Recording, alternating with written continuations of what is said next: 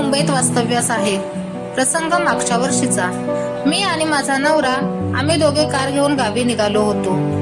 आमच्याकडे कार असल्यामुळे आम्ही बाय रोड जातो. त्या दिवशीही आम्ही कारने निघालो होतो, पण सकाळी निघण्याऐवजी आम्ही रात्री निघालो की ट्रॅफिक लागत नाही.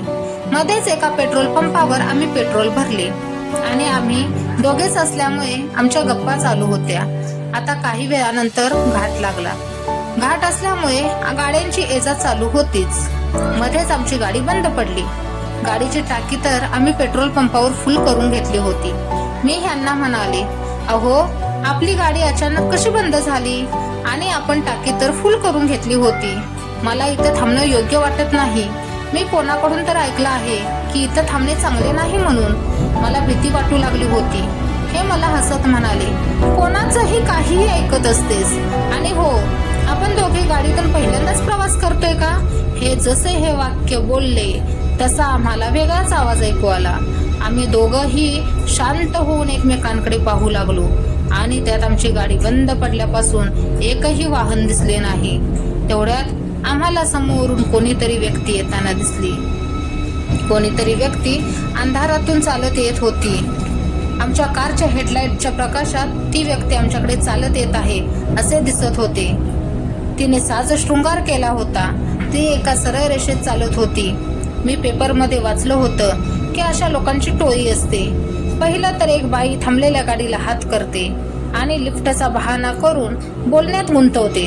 तोपर्यंत त्यांची टोळी आपल्याला चारी बाजूनी घेरते आणि हत्यारांचा दाग दाखवून आपल्याकडील पैसे आणि दागिने चोरून नेते.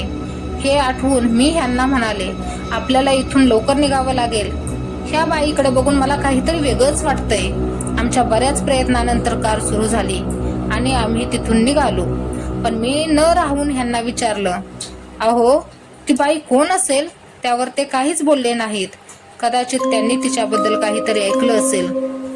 काही अंतर पुढे गेल्यावर परत एक वळण आलं आणि माझ्या तोंडातून शब्द बाहेर पडले, अहो पुढे बघा, ही तर तीच बाई आहे.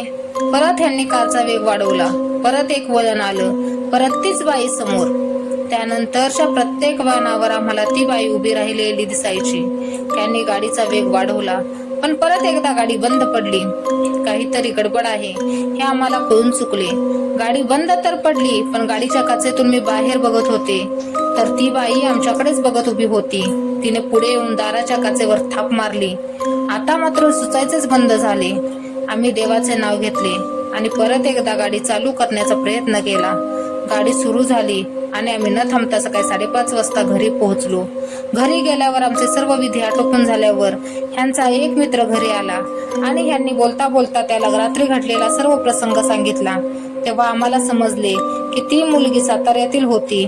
तिचं लग्न झालं आणि सर्व वऱ्हाड पुढे गेलं, कारण नवरा नवरीची सर्व व्यवस्था त्यांना पुढे जाऊन करायची होती. वऱ्हाड तर पुढे गेलं, पण नवरा नवरी, ड्रायव्हर आणि नवरीची पाठराखीण त्यांना तिथून निघायला बराच वेळ झाला आणि घाटात त्यांची गाडी बंद झाली. एका टोळीने चोरीच्या उद्देशाने त्यांना हत्याराचा धाक दाखवला. गाडीत लग्न झाले नवरी असल्या कारणाने तिच्या अंगावर भरपूर दागिने होते.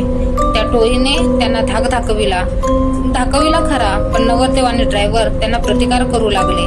त्या लोकांनी त्या सर्वांवर हत्याराने घाव केले आणि त्यांच्या अंगावरील दागिने घेऊन ते पळून गेले. त्यांच्या अंगातून रक्तस्राव खूप झाल्याने ते सर्वजण तिथेच मरण पावले.